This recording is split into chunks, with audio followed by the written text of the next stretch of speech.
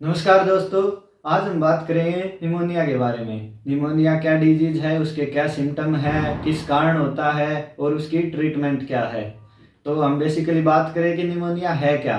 जो हमारे लंग्स हैं उनमें या तो पस भर जाता है या पानी भर जाता है या बैक्टीरियल इन्फेक्शन या इन्फ्लामेशन सेल्स या वायरस के कारण इन्फेक्शन हो जाता है, तो वहाँ पर पस फॉर्मेशन हो जाती है, उसे हम निमोनिया बोलते हैं। जो हमारे लंग्स हैं वे रेस्पिरेशन में सहायता करते हैं और वहाँ सिर्फ एयर की जगह होती है, मतलब खाली स्पेस है। अगर वहाँ पे कोई बैक्टीरिया वायरस या फंगी के कारण कोई इन्फेक्शन होता है तो हमारी बॉडी रिएक्शन देती है और वहाँ पर पस फॉर्मेशन होती है, वाटरी फ्लूइड फिल हो जाता है, जिसके कारण हमें सांस लेने में दिक्कत होती है या कफ आती है, उसे हम निमोनिया बोलते हैं।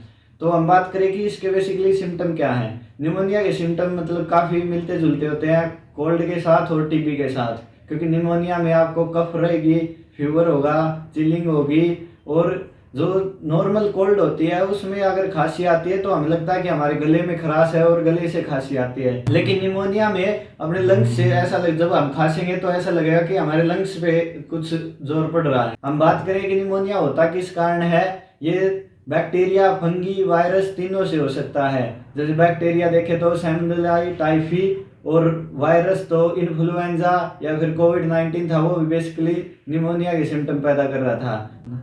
कुछ फंगी हैं जो हमारे शरीर में निमोनिया का कारण बनती हैं।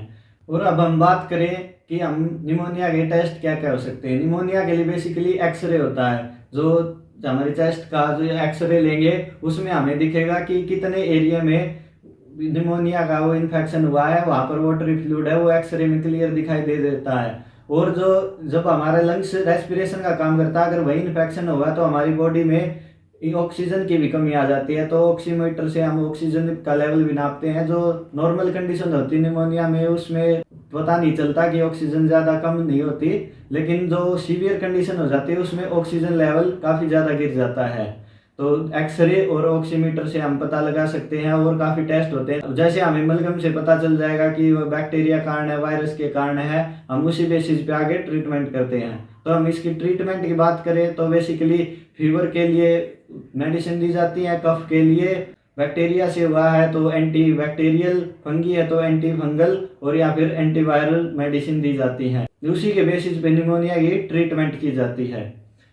अब हम बात करें कि निमोनिया से सबसे जल्दी इफेक्ट किस पे पड़ता है। हम सोचते हैं कि निमोनिया से बच्चे ज़्यादा इफेक्ट होते हैं, लेकिन बच्चे तो होते ही हैं, लेकिन उसके साथ जिसकी इम्यूनिटी लो है उन पे भी इफेक्ट पड़ता है। जैसे कि कोई किसी को लीवर किडनी की डिजीज है, उनकी भी इम्यूनिटी लो हो जाती है, या जिसको कीमोथेरेपी की ट्रीटमेंट चल रही है उनकी भी इम्यूनिटी लो होती है। और एक एज के बाद जैसे 60-65 के अबव जो हैं उनको भी बहुत जल्दी निमोनिया हो जाता है, तो उनको सबसे ज़्यादा प्रिवेंशन रखने की ज़रूरत है। अब इसकी प्रिवेंशन की बात करें तो इसमें हमें बेसिकली कोल्ड से बचना है और अपनी इम्यूनिटी को अच्छा रखना है। अगर कोई निमोनिया का और दूसरा पेशेंट है तो उसके सामने मास्क लगा कर जाना है, और बच्चों और बूढ़ों को तो स्पेशली बचा के रखना है, क्योंकि ये सबसे ज़्यादा प्रोन होते हैं निमोनिया के।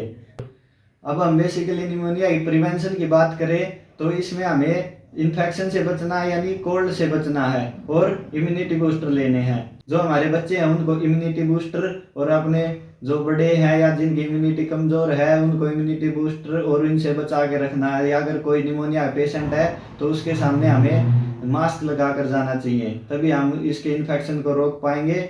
और जो जो सिम्टम आते हैं उनके बेसिस पे आप अपने ट्रीटमेंट कराइए, अपने चेकअप कराइए, और जुड़े रहिए हमारे साथ अपने स्वास्थ्य के लिए, अपने परिवार के स्वास्थ्य के लिए। मिलते हैं अगली वीडियो में। धन्यवाद।